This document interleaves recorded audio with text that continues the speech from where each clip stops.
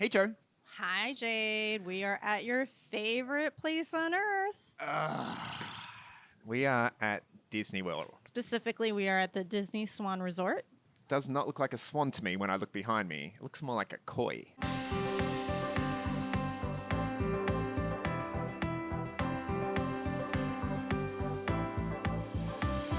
It's got scales. Yes. All right. Anyway, we aren't talking about that right now. We're going to be talking about debts and divorce.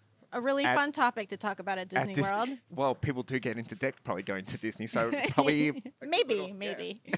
So we're going to talk about managing your financial liabilities. So listener, this question's for you. How many credit cards do you have in your wallet? Do you know? Or your top drawer.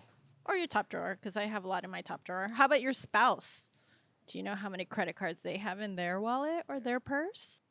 Or even probably even not even just, credit cards. There's so many other forms of debts, which we're kind of going to get into today, aren't we? Mm-hmm. Here's another little quiz for you for later. Which is the one type of debt that is not shared upon divorce, even if you acquired it during marriage? Ooh. Am I trying to answer that now? No, not yet. Not yet. Okay. We're just maybe later. Yeah, that's just for you to wonder about. All right, cool. So, yeah, we're going to be talking about debts, but specifically we're going to try and get into evaluating, joint debt, which includes obviously your liabilities during that you acquired during marriage. What else are we going to cover on there, Joe? We're going to talk about negotiating the debt responsibility during divorce settlements, and then come up with some tips, for managing. Hopefully reducing debts post-divorce. Sounds good. All right. Well, let's get into it there. So, obviously, on the last episode, we spoke about assets. Yes. So this is the opposite, right? We're talking about the money that you owe, not the money that you have, or the assets that you have. So, like you said, credit cards, student loans, mortgages, business loans, you name it. I've got an interesting, there was a study done from US News, I think it was. Yeah, it was a survey. They surveyed like 1,200 people or something like that. And they found that 2/3 of respondents, so 66%, share some form of debt with their former spouse, most commonly in the form of either credit card. 42%. Yep. Mortgage, 38%, which I actually would have thought 30%. Credit card would have been maybe a bit higher, and then auto loans, which was 30% as well. And the vast majority of those who shared the debt, or 79%, say that it was difficult to separate their marital debt, and 18% said that it was extremely difficult, which I can kind of see when you start peeling and understanding what's involved and what's involved in even separating debt as well. Yeah. I think what's involved, honestly, is even figuring out what the debt is. So just like the asset spreadsheet that we talked about in the prior episode, I think the first thing that people need to do is start finding those different debts and adding them to the spreadsheet or to the worksheet. Yeah. A way to find these debts is to run your credit report and also get your spouse's credit report. Mm-hmm. And you can start adding those line items to that worksheet that you started from the prior episode. So similar to assets, debts and dividing of debts depend on whether it's separate property or acquired during marriage. So debts that you walked in with before you got married, those are still yours. Mm-hmm. Congratulations, you get to walk away with them.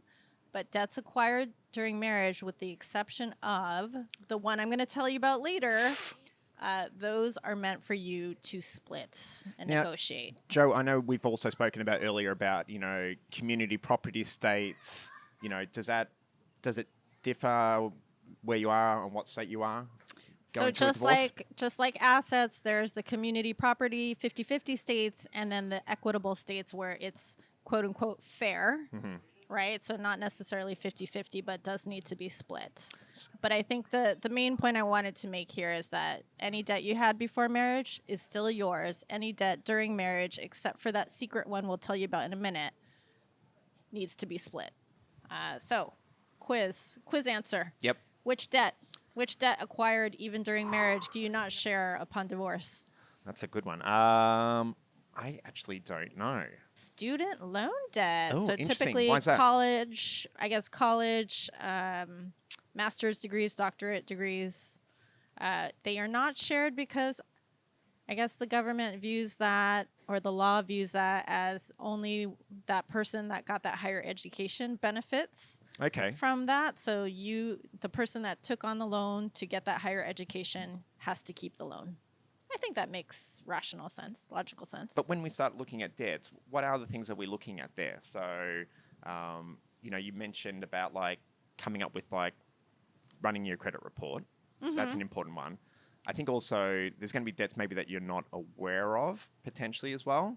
So I also believe that you can also then be looking towards your tax returns there. Certain line items there could give you uncover clues. your tax return that actually can show a potential asset that you're not aware of, but also Yes. potential liabilities as Yes. well, correct? So let's say, I guess if you have a house, and you're living in the house, you'd probably know about that mortgage, but maybe you didn't know about a rental property or a commercial property, and that loan could possibly show up on the tax return.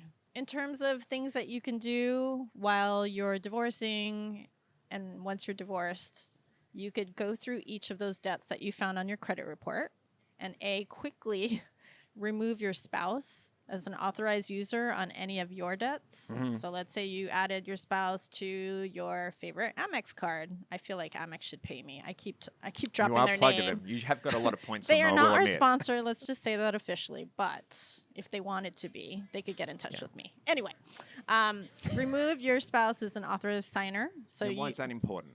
because they can continue racking up, debts. They can keep spending on your credit card until you take them off. Yeah, but why? I guess that's important to be able to do that, because if it's a joint credit card, even if you remove that person from it, it's still counted as a marital asset, though, like a marital debt. Yes, but at least if you're keeping this credit card, you're not allowing them to add any more to it. And actually, I'm talking about an individual credit card, actually, for this specific example.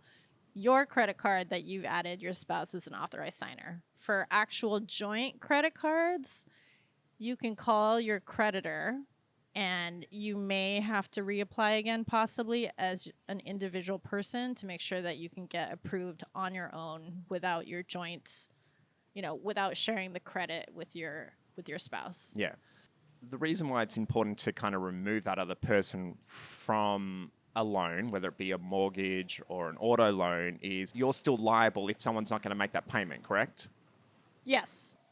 I think regardless of the type of debt you have, so I think right now what we're talking about is credit card or retail debt, right? Store credit, things like that.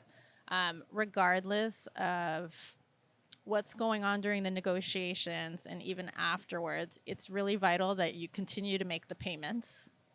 Okay, so even if you two have to figure out while you're divorcing who's going to make what payment, it needs to happen, even if it's a minimum payment, because you don't want your credit ruined in the process. You don't just make it go away. Yeah. So I know that, there's people who might want to keep a joint credit card if they've got children involved to share like joint expenses, though, for the child. Yeah, that could be part of the negotiation. I have a joint credit card with my ex-husband, and we put, the gymnastics lessons on that and the tutoring and whatever, and then at the end of every month we settle up.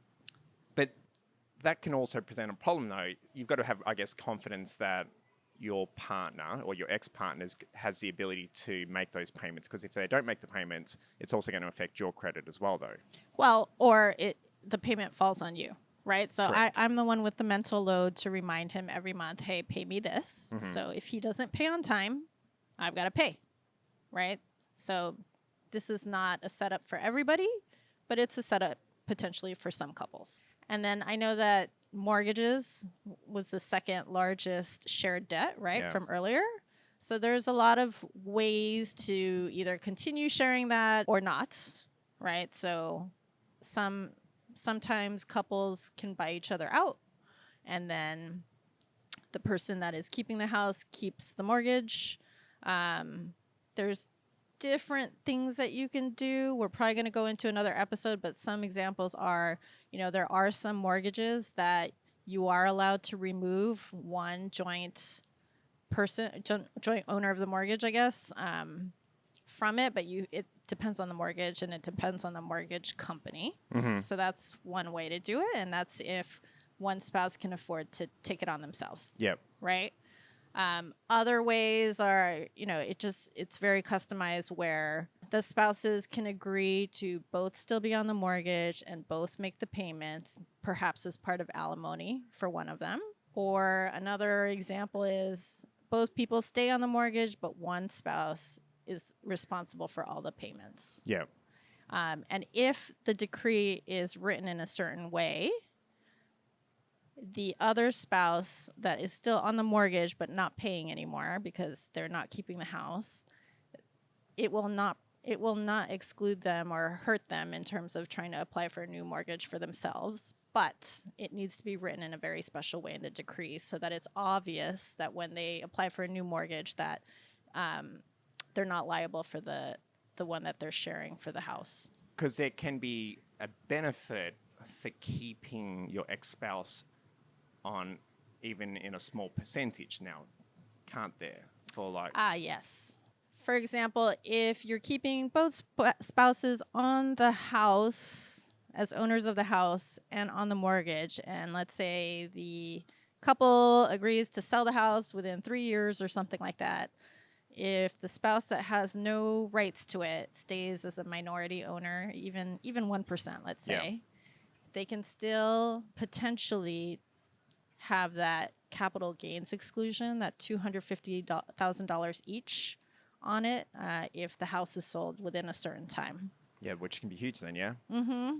And those are the types of little intricacies that I found that my lawyer and my mediator did not know and did not tell me about, because I think that could have been worked into my plan and it wasn't. So yeah, you only learned this by doing some of your recent or some training. Actually, recently. CDFA training. CDFA. Yeah, I did not know that. So and I think we're going to have a whole episode just on that, the value of working with other professionals in addition just to an attorney, though. Right. Yeah. So we're going to talk more about property separation and negotiation, stuff like that. Probably a different episode, but I think it's probably time for my favorite segment. Divorce this or that. So do you want to go first? Ladies first. Yeah. So we are in Florida. It's supposed to be cool here right now. It is kind of warm and muggy to me. So this is very relevant to your outfit. I don't know if the audience sees your outfit, but you are wearing shorts and flip-flops. What's wrong with that? Nothing, but you're going to have to divorce one. Shorts or flip-flops. Divorce it. I've got it. Oh, that's easy. What? I'll get rid of my flip-flops. I won't wear anything. I'll just go barefoot. God, this is not Australia. People don't walk barefoot anymore. But you do know. So in Australia, people will just be walking down the street just in bare feet, disgusting. Actually. So I think that would probably creep you out. I don't think you'd be allowed in any public establishments, but that's on you. It's fine. Yeah. Fine. All right. So I was trying to tailor one specific because we are here at Disneyland. Disney World. Disneyland is in Anaheim. Whatever. Oh, so God. I didn't even know that there was multiple parks here. So you've got to divorce one of the parks though for me, and I don't know which ones. Here? Yeah, here. So if you had to get rid of one of the parks, which one would you get rid of? Gosh, I hate to talk bad about any of them, you but might alienate some people. I think I'm going to divorce Animal Kingdom. That's a one and done for me. Oh. Yeah, I liked it, but we have really nice zoos and wild animal parks in California. I think that's fine. And I rode the fun rides at Animal Kingdom once, like maybe half a year ago, and I'm good with it. I'm good. Goodbye, Animal Kingdom. I divorce you. Which one wouldn't you divorce then, I guess? Ooh. Which one's your favorite? That's harder. Oh, okay. I might keep that for later then. Oh, so I can't answer it? Yeah, okay, answer it, yeah. I wouldn't divorce Magic Kingdom. Oh. Yeah, it's a classic. It's a classic. Yeah. You might find us there later. I don't even know what's at Magic Kingdom. We will be at some point. Yes. Great. All right. We are at the end of this episode. Debts and divorce at Walt Disney World. Excellent. Day one. We touched on evaluating these debts and liabilities, negotiating them, and Tips. touched on a few little tips there. So hope you got some value out of it. As Joe mentioned earlier, we're probably going to dig into some of these topics a lot more later on in a separate podcast. But for now, that brings us to the end. We're out. Yeah, so hopefully you enjoyed us, and we'll be talking to you guys soon. We'll see you at Magic Kingdom. Bye.